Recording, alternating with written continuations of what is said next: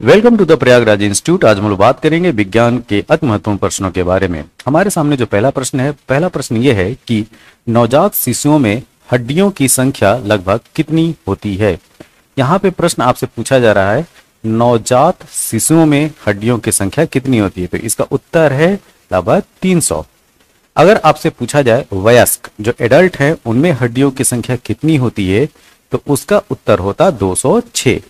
तो इस प्रश्न के हिसाब से आपका सही उत्तर है ऑप्शन नंबर सी 300। अब बात करेंगे अगले प्रश्न के बारे में।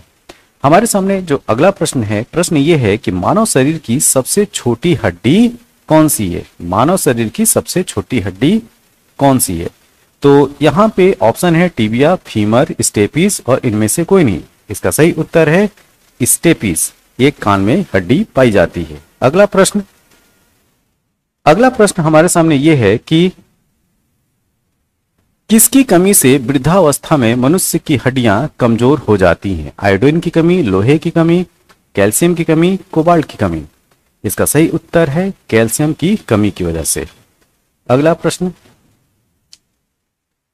लार में कौन सा एंजाइम पाया जाता है। Rennin, ptyalin, tannin, resin.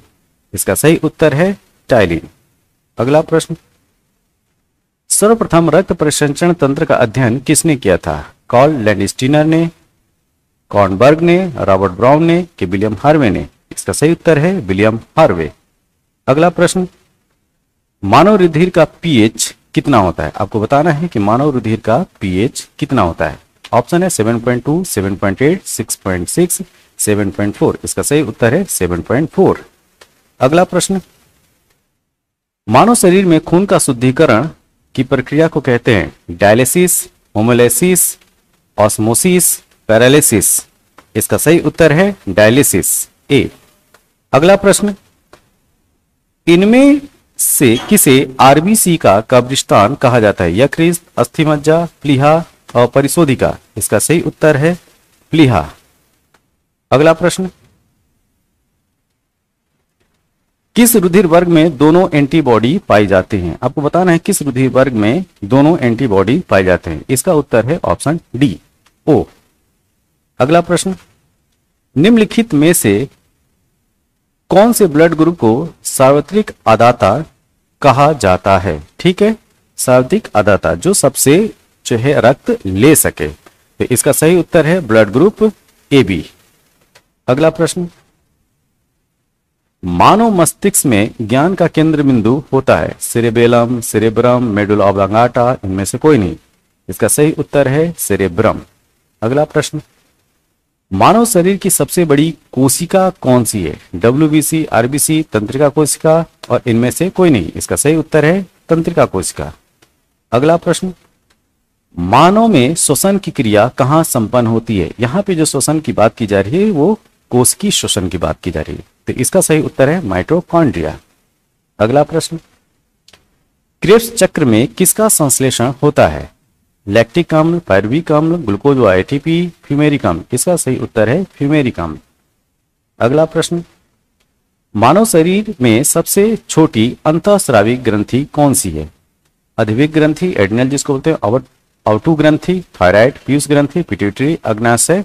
इसका सही उत्तर है पिट्यूटरी ग्लैंड, पीयूष ग्रंथि। अगला प्रश्न, मूत्र का पीला रंग किसकी मौजूदगी के कारण होता है। पित्त, लसिका, कोलेस्ट्रॉल, यूरोक्रोम। इसका सही उत्तर है यूरोक्रोम। अगला प्रश्न, वृक्क का कार्यात्मक यूनिट किसे कहा जाता है। एक्सॉन, न्यूरॉन, नेफ्रॉन, धमनी। इसका सही उत्तर है नेफ्रॉन। अगला प्रश्न, बच्चों का लिंग निर्धारण किसके गुणसूत्र से होता है। इसका सही उत्तर है पिता के गुणसूत्र से। अगला, इनमें से कौन अंतःस्रावी ग्रंथि नहीं है। आपसे पूछा जा रहा है कौन अंतःस्रावी ग्रंथि नहीं है। एड्रिनल, पिट्यूटरी, थायराइड, यकृत। इसका सही उत्तर है यकृत। अगला प्रश्न, मादा जनन हार्मोन है एस्ट्रोजन, प्रोजेस्टेरॉन, रिलैक्सिन, उपयुक्त सभी। इसका सही उत्तर है उपयुक्त सभी। अगला प्रश्न, कौन सा हार्मोन लड़ो उड़ो हार्मोन कहलाता है। Insulin, adrenaline, oestrogen, oxytocin. इसका सही उत्तर है एड्रेनलिन। अगला प्रश्न, मानव शरीर की कौन सी ग्रंथि एक साथ अंतःस्रावी तथा बाह्यस्रावी दोनों तरह कार्य करती है? इसका सही उत्तर है अग्नाशय। अगला प्रश्न, इंसुलिन है एक प्रकार का, तो इंसुलिन एक हार्मोन है। अगला प्रश्न, किस अम्ल के मांसपेशियों में जमा होने के कारण मनुष्य को थकान महसूस होती है? इसका सही उत्तर है लैक्टिक अम्ल। अगला प्रश्न, नेत्रदान में आंख का कौन सा भाग प्रयुक्त किया जाता है? रेटिना, कॉर्निया, नेत्र लेंस, संपूर्ण आंख? इसका उत्तर है कॉर्निया। ठीक। मानव शरीर का सबसे बड़ा अंग कौन सा है? ध्यान दीजिए, मानव शरीर का सबसे बड़ा अंग पूछा जा रहा है, तो मानव शरीर का सबसे बड़ा अंग त्वचा है। ये बहुत ही इंपॉर्टेंट क्वेश्चन है, इसको जरूर याद रखिए। अगला प्रश्न, मानव शरीर का सर्वाधिक कठोर भाग होता है? मानव शरीर का सर्वाधिक कठोर भाग क्या होता है? यह है इनेमिल, जो कि दांत में पाया जाता है। अगला प्रश्न, इनमें से मानव शरीर का कौन सा अंग एक अवशोषी अंग है? ठीक है, सॉरी, एक अवशोषी अंग नहीं है। ठीक है, तो डायफ्राम, सेंट्रियोल, अपेंडिक्स, मोलर दांत? इसका सही उत्तर है डायफ्राम। अगला प्रश्न, एक वयस्क मनुष्य के लिए 100 ml रक्त में सामान्य हीमोग्लोबिन की मात्रा सामान्यतः कितनी होती है? 8 ग्राम, 10 ग्राम, 18 ग्राम, 14 ग्राम? इसका सही उत्तर है 14 ग्राम। अगला प्रश्न, कंडरा टेंडान जोड़ता है, आपको बताना है टेंडान किसको जोड़ता है? तो ये पेशी को हड्डियों से जोड़ता है। ठीक है। अगला प्रश्न, रक्त के स्कंदन में किस तत्व की भूमिका होती है? Magnesium, calcium, iron, copper? इसका सही उत्तर है कैल्शियम। नेक्स्ट, मानव रक्त में कोलेस्ट्रॉल का सामान्य स्तर होता है 80 से 120 मिलीग्राम, 120 से 140 मिलीग्राम, 140 से 180 मिलीग्राम और 180 से 220 मिलीग्राम? तो इसका सही उत्तर है 140 से 180 मिलीग्राम। अगला प्रश्न, ईईजी, देखिए ईईजी का प्रयोग किसकी गतिविधि दर्ज करने के लिए किया जाता है? हृदय, फेफड़े, मस्तिष्क, मांसपेशियों? आप लोग कमेंट बॉक्स में बताइएगा कि ईईजी का फुल फॉर्म क्या होता है। तो इसका सही उत्तर है मस्तिष्क। अगला प्रश्न, इनमें से रक्तदाब का मापक यंत्र क्या है? तो इसका सही उत्तर है स्फिग्मैनोमीटर, ऑप्शन सी। अगला प्रश्न, इनमें से कौन आयोडीन युक्त हार्मोन है? इसका सही उत्तर है थायरोक्सिन। अगला प्रश्न, श्वसन का नियंत्रण मस्तिष्क के किस भाग में किया जाता है? इसका सही उत्तर है ऑप्शन सी, मेडुला ऑब्लांगाटा। अगला प्रश्न, हमारे शरीर में मस्तिष्क का कौन सा भाग संवेगात्मक क्रियाओं को नियंत्रित करता है? हाइपोथैलेमस, तंत्रिका तंत्र, थैलेमस, प्रमस्तिष्क? इसका सही उत्तर है हाइपोथैलेमस। अगला प्रश्न, निम्नलिखित में से कौन सा एंटी डायरेटिक हार्मोन है? इसका सही उत्तर है वैसोप्रेसिन। अगला प्रश्न, फूलों के संवर्धन के विज्ञान को क्या कहते हैं? Agriculture, floriculture, olericulture, horticulture? इसका सही उत्तर है फ्लोरिकल्चर। अगला प्रश्न, पेडोलॉजी में अध्ययन किया जाता है पादप रोगों को, मृदा को, प्रदूषण को, चट्टानों को? इसका सही उत्तर है मृदा को। अगला प्रश्न, एनुअल रिंग्स का अध्ययन कहलाता है डेंड्रोलॉजी, डेंड्रोक्रोनोलॉजी, एग्रोनॉमी? इनमें से कोई नहीं। इसका सही उत्तर है डेंड्रोक्रोनोलॉजी। अगला प्रश्न, जंतु विज्ञान के जनक, फादर ऑफ जूलॉजी के नाम से किन्हें जाना जाता है? इसका सही उत्तर है अरस्तु। अगला प्रश्न, कोशिका में प्रोटीन संश्लेषण कहाँ हो जाता है? आपको बताना है कि कोशिका में प्रोटीन संश्लेषण कहाँ होता है?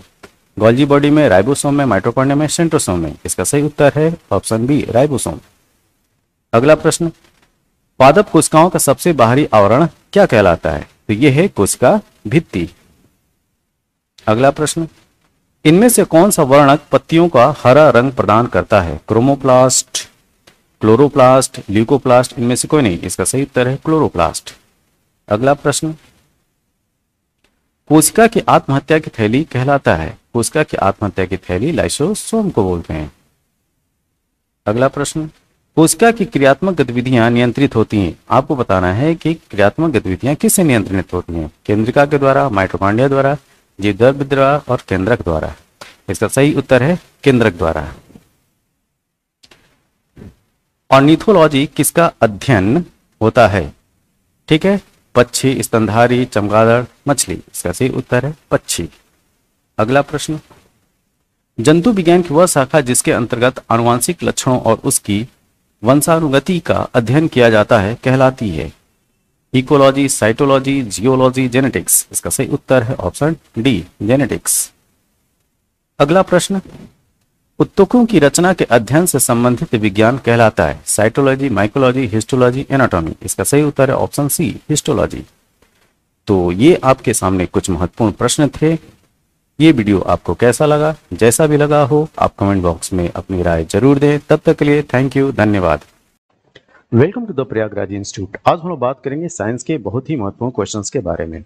हमारे सामने जो पहला क्वेश्चन है, आप सारे क्वेश्चन देखेंगे बाइलिंगुअल में, दोनों भाषाओं में आपको ये प्रश्न देखने को मिलेंगे, इंग्लिश में और हिंदी में। जैसा कि हमारे सामने जो पहला प्रश्न है, पहला प्रश्न ये है कि विच one of the following does not represent the salt calcium carbonate? निम्नलिखित में से कौन सा एक कैल्शियम कार्बोनेट लवण मतलब सॉल्ट को प्रदर्शित नहीं करता है? तो यहाँ पे ऑप्शन है लाइम वाटर, लाइम स्टोन, चाक और मार्बल। देखिए यहाँ पे जो क्वेश्चन है, क्वेश्चन ये है कि किसमें कैल्शियम कार्बोनेट सॉल्ट नहीं होता है, तो उसका उत्तर होगा चूने का पानी। तो चूने का पानी होता क्या है? ये है कैल्शियम हाइड्रोक्साइड। क्या? Calcium hydroxide. ठीक है, तो CaOH ट्वाइस, इसको बोलते हैं लाइम वाटर। ठीक है, बुझे चूने का पानी। ठीक है, तो इसका सही जो उत्तर होगा वो होगा चूने का पानी, ऑप्शन नंबर 1। इसमें कहीं पे भी आपको कैल्शियम कार्बोनेट नहीं दिख रहा है, क्योंकि कैल्शियम कार्बोनेट होता है CaCO3। ऑप्शन नंबर यहाँ पे जो सही है वो है ए। अगला प्रश्न, tooth enamel is made up of which one of the following calcium compounds? आपको बताना है कि जो इनेमल होता है निम्नलिखित में से किस एक कैल्शियम यौगिक से बना होता है? ऑप्शंस हैं कैल्शियम कार्बोनेट मतलब CaCO3, कैल्शियम सल्फेट CaSO4 और कैल्शियम हाइड्रोक्साइड CaOH ट्वाइस। ठीक, और लास्ट ऑप्शन है कैल्शियम फॉस्फेट Ca3POH2। तो यहां पे जो सही उत्तर होगा ये है calcium phosphate, option number D. अगला question, for shaving mirror is used? दाढ़ी बनाने के लिए जो दर्पण काम में लेते हैं वो कौन सा है? कॉनकेव मतलब अवतल दर्पण, प्लेन समतल दर्पण, कॉन्वेक्स उत्तल दर्पण, और बी है none of this.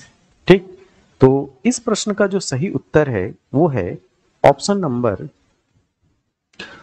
Number A.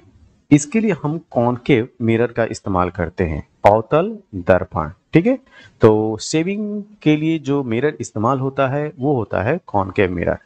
अगला प्रश्न, अगर आपसे पूछा जाए the power of sun glass, जो धूप के जो चश्मे होते हैं उसके पावर क्या होती है?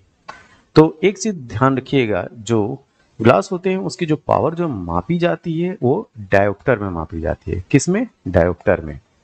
तो इस प्रश्न का जो सही उत्तर है वो है ऑप्शन नंबर ए। जो सन ग्लास की जो पावर होती है वो 0 डायोप्टर होती है। अगला प्रश्न,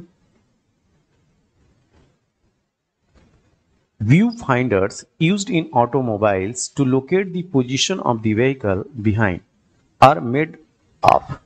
पीछे की ओर स्थित वाहनों की स्थिति जानने के लिए स्वचालित वाहनों में इस्तेमाल होने वाले दृश्यदर्शी किसके बने होते हैं? तो यहाँ पे ऑप्शन है, पहला प्लेन मिरर मतलब समतल दर्पण, दूसरा कॉनकेव मिरर अवतल दर्पण, तीसरा कॉन्वेक्स मिरर उत्तल दर्पण, और चौथा ऑप्शन है पैराबोलिक मिरर या पैराबोलिक दर्पण। तो इस प्रश्न का जो सही उत्तर है वो है ऑप्शन नंबर डी। इसका जो सही उत्तर होगा वो होगा option number C, sorry, convex mirror उत्तल दर्पण। तो जो पीछे की ओर स्थित वाहन की स्थिति जानने के लिए जो स्वचालित वाहनों में इस्तेमाल होने वाला दृश्यदर्शी जो होता है वो बने होता है उत्तल दर्पण के। Option number C. अगला क्वेश्चन, आधुनिक मोटर गाड़ियों के बाह्य पश्च दृश्य दर्पण, बाह्य पश्च दृश्य दर्पण, ठीक है, मतलब रियर व्यू मिरर पर चेतावनी दर्पण में देखने वाली वस्तुएं जितनी दूर रखी जाती हैं उसमें समीप है लिखी होती हैं, ऐसे दर्पण कैसे होते हैं? ठीक है, तो ये है कि जो the outside rear view mirror of modern automobiles is marked with warning. उसमें जो वार्निंग लिखा होता है, object in mirror are closer than they appear. तो ये जो मिरर होते हैं वो कैसे होते हैं?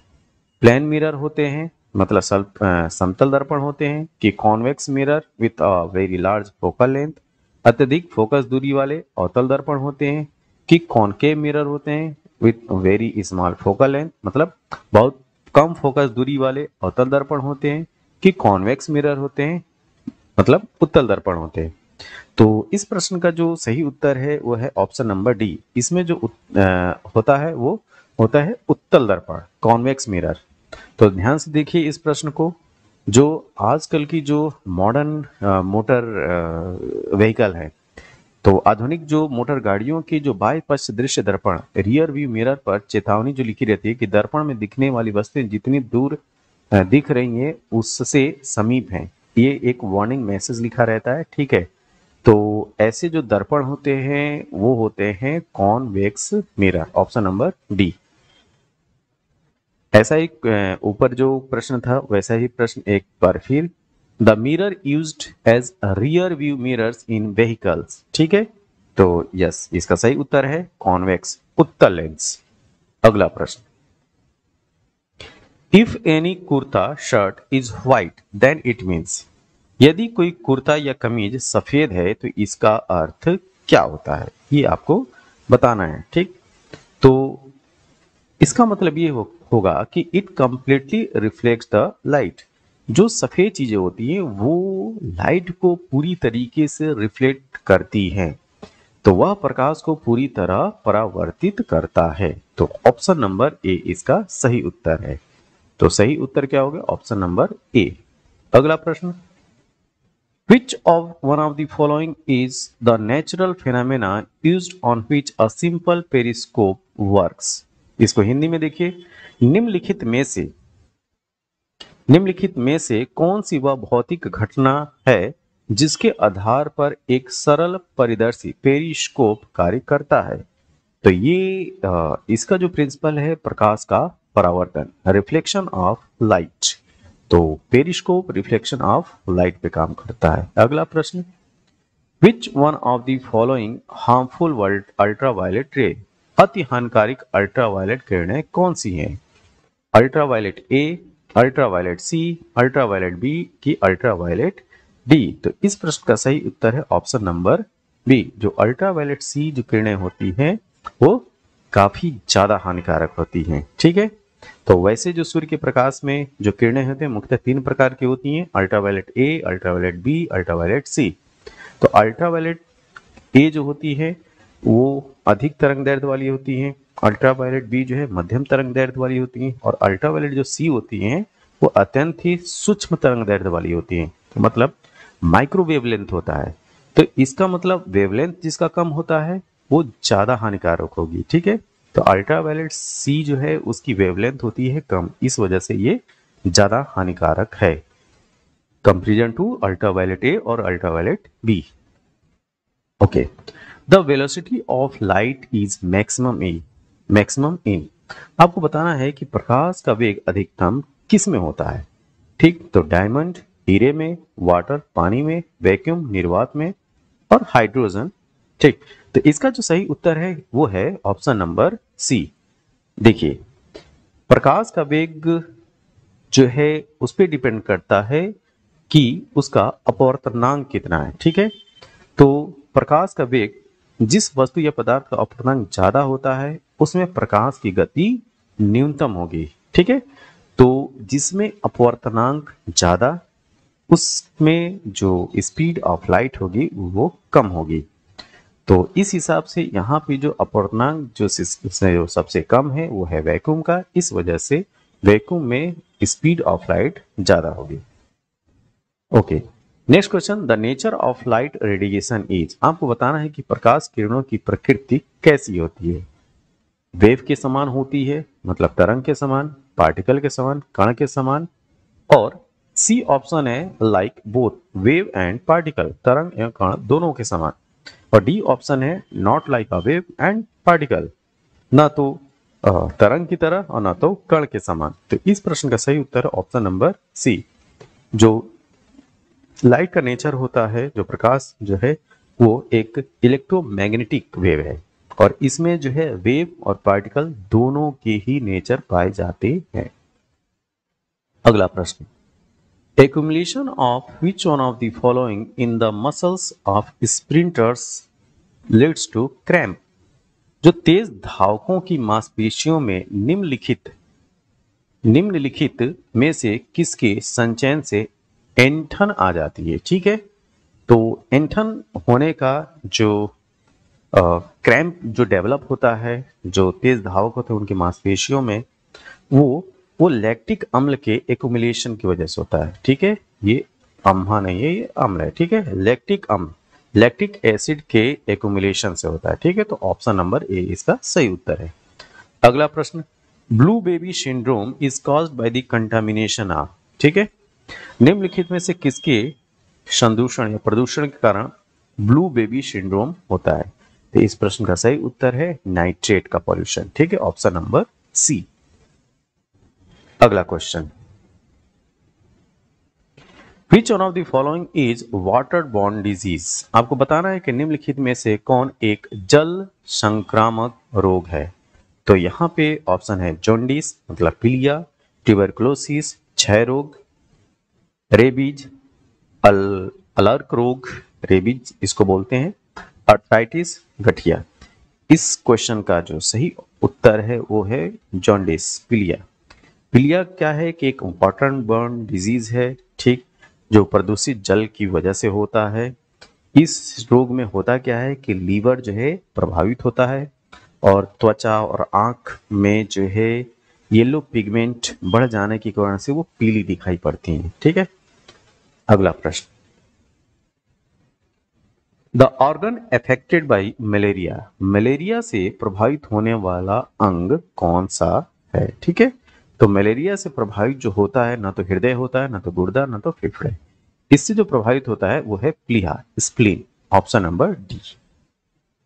अगला प्रश्न, carrier of parasite Plasmodium, Plasmodium परजीवी की वाहक कौन है? तो जो प्लाज्मोडियम परजीवी है उसका वाहक है मॉस्किटो। ठीक है, और कौन सा मॉस्किटो? तो प्लाज्मोडियम जो होता है वो होता है प्रोटोजोआ।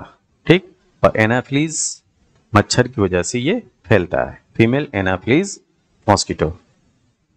यहाँ पे which statement is not true regarding malaria, malaria के संबंध में कौन सा कथन सत्य नहीं है, ये आपसे पूछा जा रहा है। ठीक है, तो यहाँ पे ऑप्शंस हैं, it is a disease caused by insect parasite, या परजीवी कीट द्वारा पैदा होने वाली ये बीमारी है, it is spread by the mosquito, या मच्छर द्वारा फैलाई जाती है, it occurs mostly in swampy region, यह दलदली क्षेत्र में अधिकतर होता है, chloroquine is used in its treatment, इसके इलाज में क्लोरोक्विन का उपयोग किया जाता है। तो इसका सही उत्तर है ऑप्शन नंबर ए। ठीक है, तो कौन सा सत्य नहीं है? तो पहला, it is disease caused by the insects parasite, ये ऑप्शन है गलत। अगला question, Which of the following organ is responsible for sleeping sickness? Which one of the following organ is responsible for sleeping sickness? निम्नलिखित में से कौन सा जीव निद्रालु व्याधि के लिए उत्तरदायी है? ठीक है, तो इसके लिए जो रिस्पॉन्सिबल है वो है ट्रिपनोसोमा, ट्रिपनोसोमा की वजह से स्लीपिंग सिकनेस होता है। ठीक, तो ये कुछ इंपॉर्टेंट क्वेश्चन थे। ये क्वेश्चन आपको कैसे लगे, जैसे भी लगे हों आप कमेंट बॉक्स में आप अपने सुझाव जरूर दें। तब तक के लिए थैंक यू, धन्यवाद।